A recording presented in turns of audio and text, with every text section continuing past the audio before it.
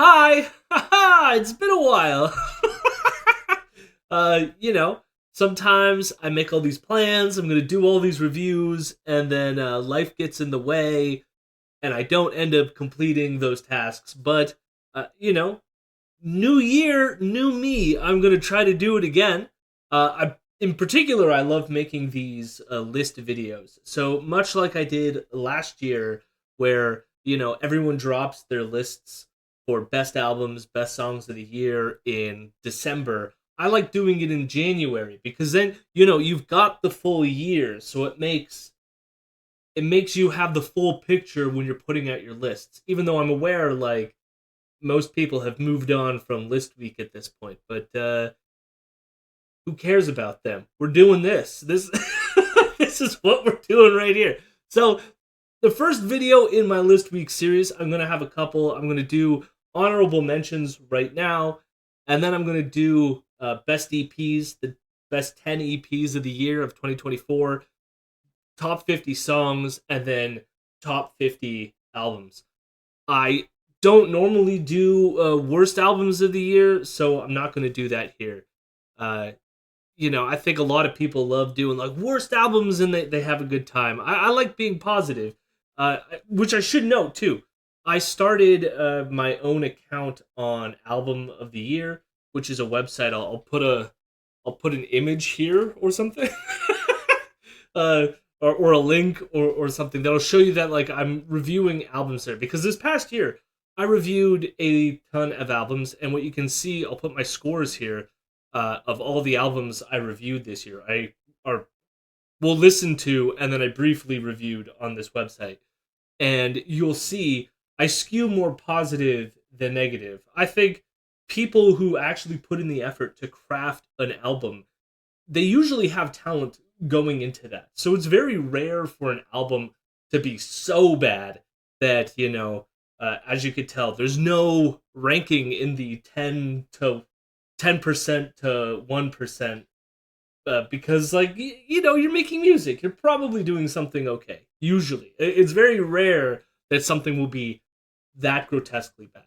So in today's video, we're going to be talking about honorable mentions. And what I want to sort of highlight is that these are not going to be like the next 10 best albums. Like, you got my top 50 albums, and then there's this additional 10 albums that would have been my 60 to 59. These are just, like, as you could see from my album of the year account, I had a lot of 80 percenters. So this is like a selection of 10 of those that are less known projects, I guess, for the most part, that I just wanted to highlight. One of them is not a less known project, but I wanted to highlight it because of how it made me feel. But most of them are just 10 albums that are maybe less known that I wanted to put a particular spotlight on that I enjoyed. So with that,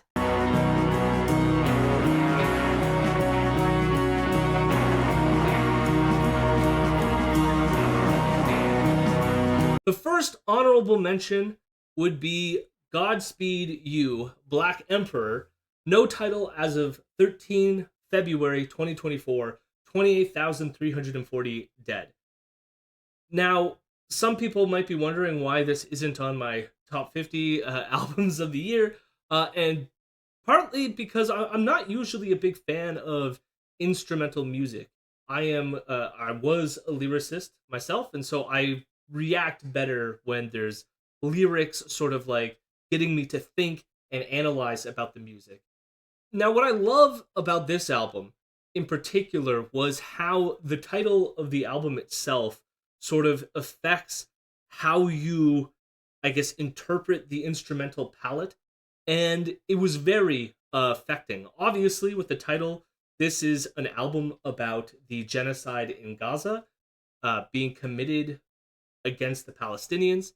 And so the one thing that this album allowed you to do was sort of like be in a quasi meditative state where it gives you that space to just not do anything, just listen to the album and reflect on what is going on over there. And it is just emotionally overwhelming. And that's partly why it's not on my top 50. This is like a hard listen to.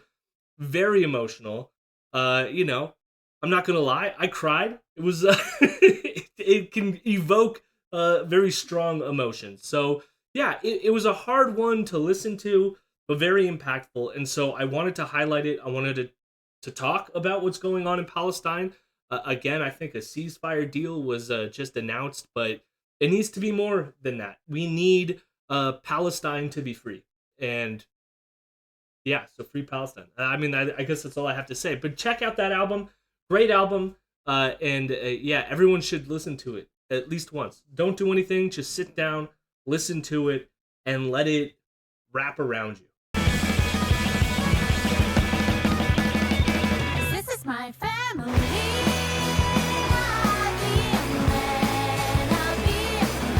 The next album I want to shout out is Pompoko.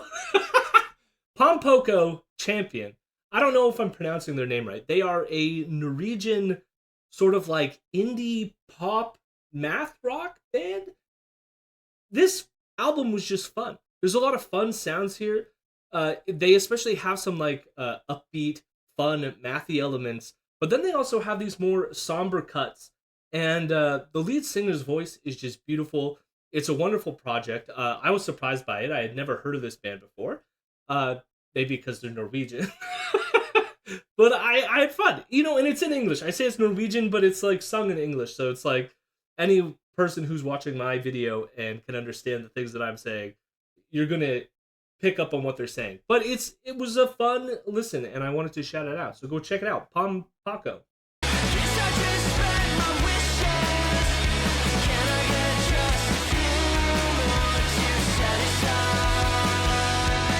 I next want to highlight the band Wishy and their album 777.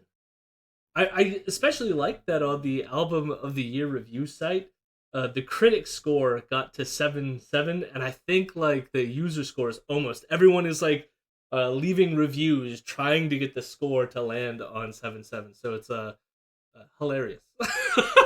A lot of sevens going around, but this is a 90s influenced a rock band, and I guess like the biggest comparison I would have, it kind of has like a more edgy oh god, Third Eye Blind vibe. I was gonna say it's the band who did Semi Charmed Life. But yeah, it's got a kind of like more edgier Third Eye Blind vibe to it. But it's really catchy pop 90s rock, and I had a fun time listening to it.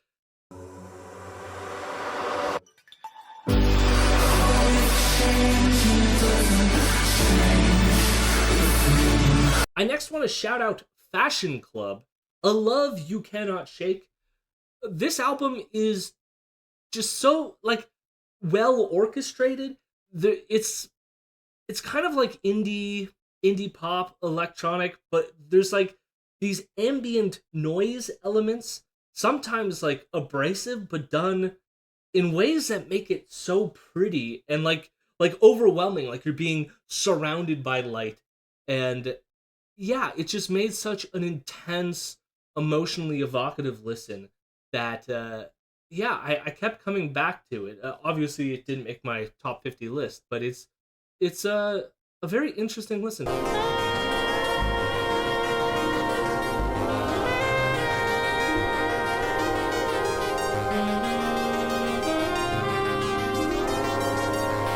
I next want to shout out the album Nala Sinfro. I think I'm pronouncing that right. And their album Endlessness. Again, to the theme of me not fully embracing instrumental albums, this is a experimental jazz album. And I don't normally listen to jazz period, but this is like space jazz. I mean, it's like jazz from outer space. And I say that jokingly, but it is. It's the future sounds here are just so incredible. It's an album where you can just sort of like put on and be transported into this like weird futuristic landscape, and it sounds so crisp, so well produced and beautiful that I had to add it here, even though again, because I'm not that into instrumental music, it's not an album that I come back to that often. And yeah, but that being said, it was amazing. I had a dream I was a ship with no anchor. I had a job, I had cash, but no banker. There was a butcher, a baker, a candlestick maker. I did the world a favor, but nobody said thank you. The next album I want to shout out would be Previous Industries and their album Service Merchandise. Previous Industries is a rap trio. It includes Open, Mike Eagle, Video Dave, and Still Rift. All based in LA, I think. The beats on this thing are abstract, but kind of like weird throwbacks. But it's just a really chill, well produced, abstract rap album. And I just love this thing. I must say, in my top 50, I didn't give a lot of love to hip hop. I don't know if this year specifically just for me wasn't uh, wasn't strong for hip hop in general, but I do love me some hip hop, and I wanted to shout out one of the albums that did stick with me, even though there's not going to be a ton of hip hop in my top 50. So shout out to Previous Industries. I like what they did. This was their debut as a trio, and I hope they continue because this project was a lot of fun. I enjoy just chilling to this. So yeah, check it out. Para dormir tranquilas.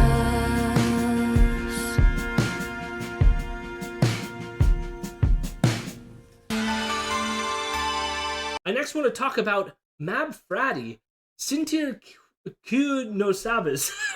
I clearly do not speak Spanish, so my apologies. But yeah, I love Mab Frati. For those who pay attention to my channel, I had one of their albums, a group project that they do called Titanic. I believe the album was called Vidrio. Uh, that was one of my favorite albums of last year. It is incredible. I didn't like this album as much, but of course, Mab Frati brings the cello. It sounds ornate. It sounds beautiful.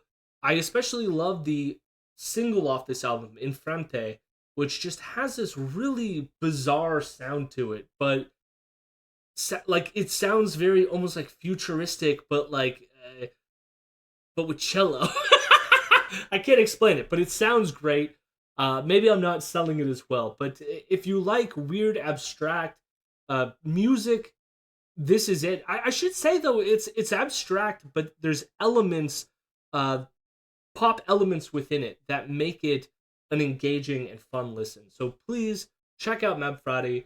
And again, you could check out her project from last year, Titanic, which was also fantastic.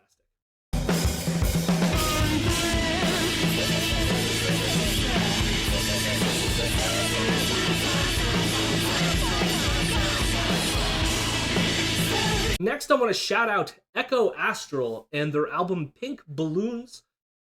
I should say I'm not a huge fan of like yelly punk rock. I know that sounds weird, but like I like punk, but like with more of like a singing quality, if that makes sense. And like there's some of that here, but there's a lot of shouty delivery.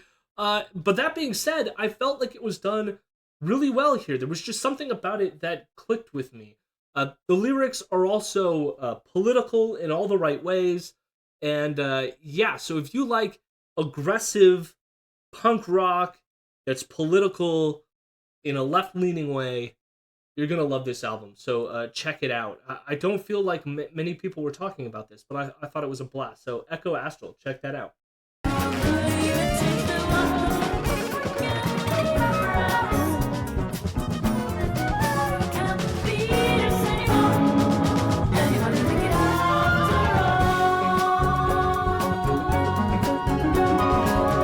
I also want to shout out Fievel is Glauc, Wrong Weakness. Now, this almost made my top 50. This album is insane. And that's partly why like it didn't. Like it can be a bit of a challenge to listen to. It's kind of like jazzy indie rock, but it is all over the place. Listening to it is like listening to marbles rattling around in your brain, but it is produced so well that it sounds good even though you're discombobulated. And I love that about it. It's, no one is making music quite like this.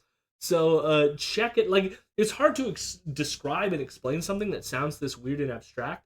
But I say that it's weird and abstract. But again, like the Mab Frati album, there is pop elements here. There are hooks. It can be catchy. It's just all over the place, but done so well. So please check this out. It is incredible.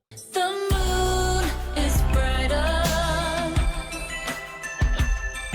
I'm staring at it night after night. When I go to sleep, I'm tired, but I can't dream anymore. Lastly, I want to shout out the self-titled album by Fabiana Palladino. They are a UK pop artist. The one thing that I love about this album is the sort of like style of it. It's an 80s throwback album, but the style is this like almost like confident 80s uh like woman-led pop band with swagger, you know? And it's just done so well. The production on this thing is crisp. Their delivery is fantastic. Just an all-around great pop album. Now, this was a fantastic year for pop, so my top 50 is going to be filled with pop albums. But shout out to Fabiana. I don't think she's getting nearly as much love as she should be, considering this great year for pop. I think maybe people slept on it a little bit. So check that out. And those are my honorable mentions. I will be back with another video soon, which will be my top 10 EPs. But for now, enjoy this one, and we'll see you next time.